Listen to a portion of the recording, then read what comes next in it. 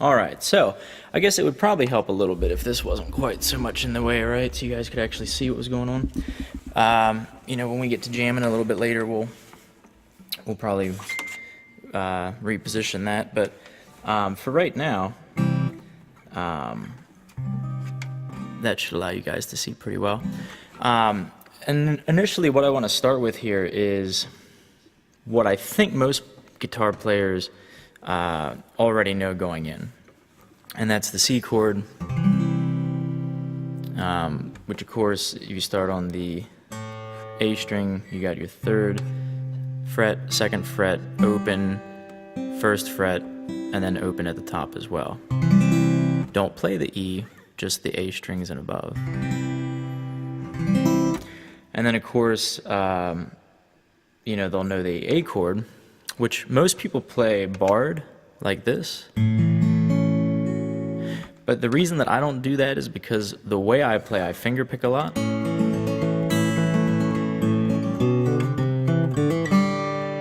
And if you finger pick, I find myself wanting to play that open top string as well. And if you bar the rest, you really can't do that easily. So I use all 3 fingers to make the A chord. And then after the A chord, you have the G chord. 3, 2, open, open, open, 3. The E chord. Open, 2nd, 2nd, 1st, open, open.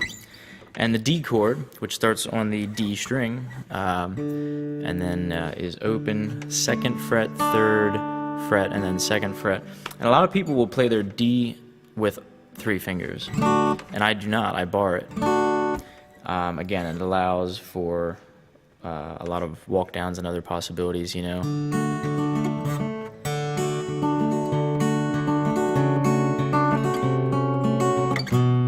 so forth.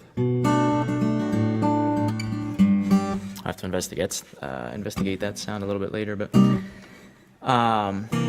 and the idea of the caged system, if you haven't already put it together, is it spells out those chords, CAGED.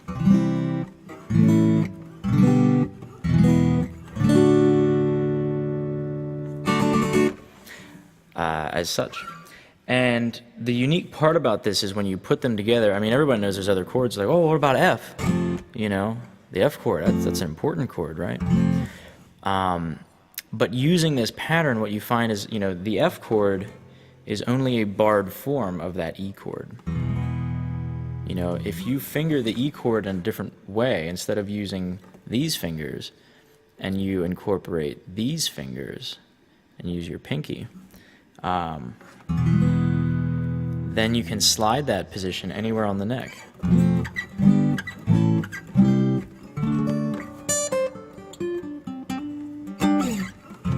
So everything comes out of those couple positions, those 5 shapes, essentially. Any chord can be derived in some way from those 5 chords. And why they work together, I'll show you right now. And this is what makes the caged theory so interesting, especially once you get to pentatonic scales and, connecting all these things down the board.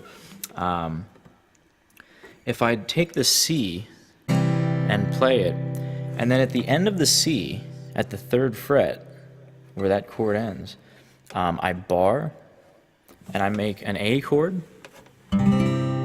It's still a C chord. It's an A shape that's barred, but the chord is a C chord. Has the same value.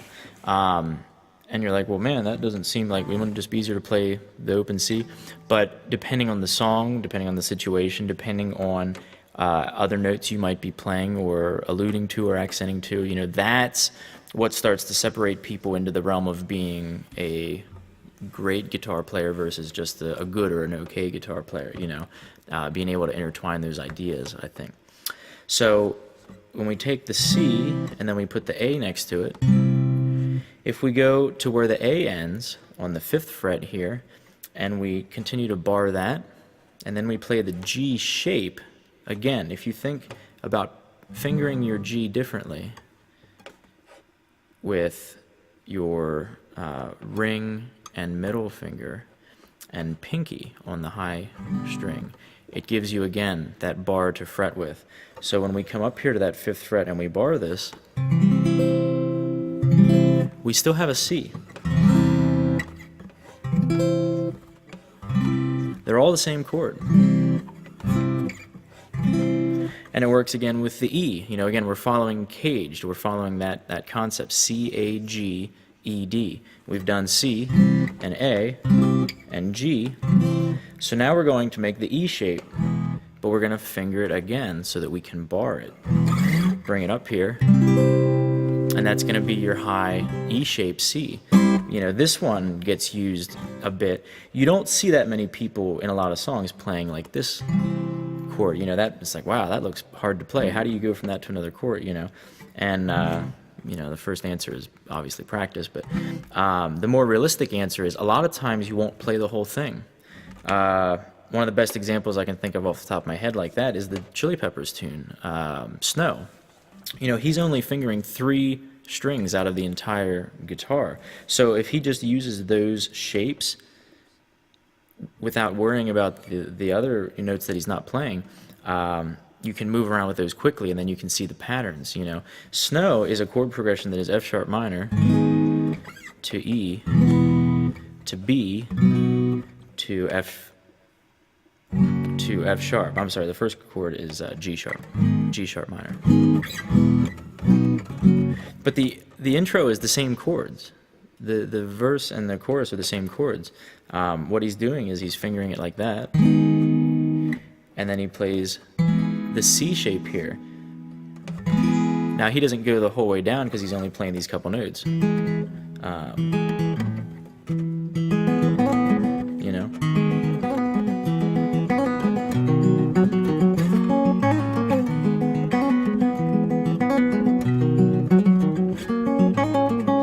But he could be playing these chords just as easily. Doesn't sound nearly as exciting though, does it? I mean, sure, it's good for a chorus, you know, or a pre-chorus. But yeah, that's all that idea is using those shapes. So a lot of times you won't be utilizing them fully, but just knowing that they're there is a huge part of the step in figuring all this stuff out.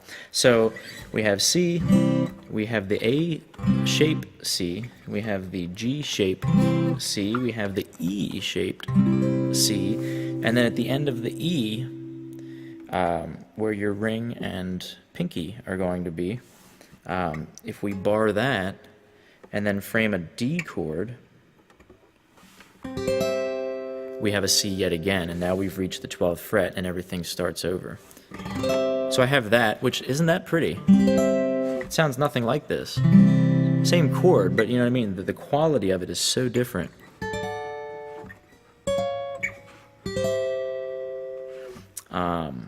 And again, just knowing where you can move that D shape up and down the neck can be very helpful. But the cool thing about what happens there is you find yourself, okay, you bar here at the 10th fret. You have to allow yourself a space, because think about a D chord now. You know, it has one totally open, and then you're to form these around it. But what happens when you do that is you hit the 12th fret with your E and G strings, and then you hit the 13th fret with your B string. And does anybody see why that's cool? You're starting to frame a C chord. If you think about it, you know, these notes that you're hitting being open, and the notes down here that are going to be replaced, you know, and then of course this, yeah, when you come down here, that formulates your C chord, you know. Another good Red Hot Chili Peppers example, the opening to Under the Bridge is just a D chord. But if you look at tabs and try to, and it's like, oh man, how did he figure out, you know? But when he's doing this, all he's doing is, again, framing that C chord or that C shape rather, which if we use the CAGED theory, which says everything has to be back to back, you know, before the C would come the D, and there it is. So really, you know, whenever you have a C, you found another way to play a D as well, which is just awesome, right?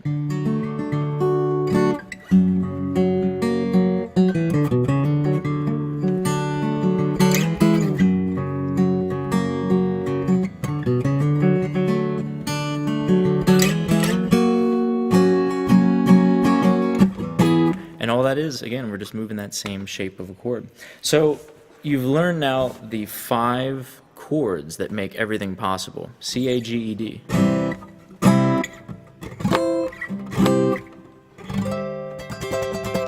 Okay? Really, really cool stuff. But it's more than just that, you know. Let's say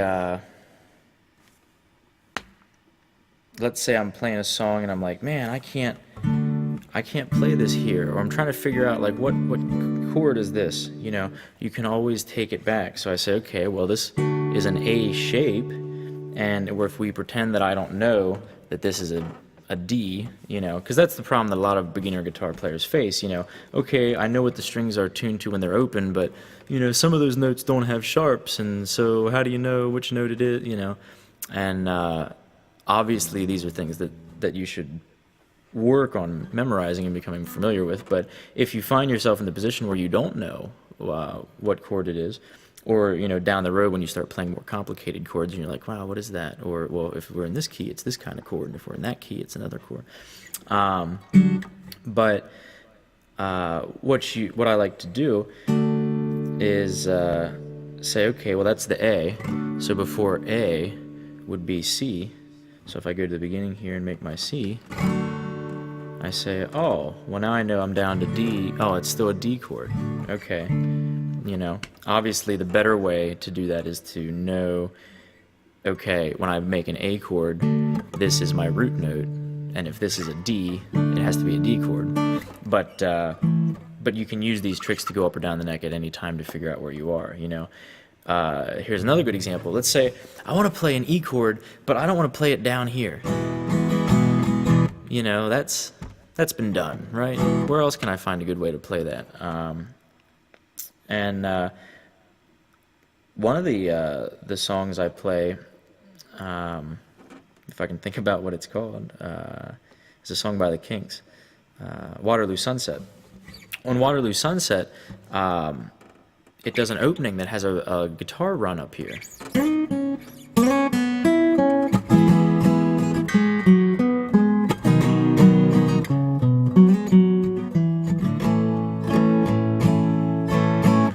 And it's like, I can't play it like this. I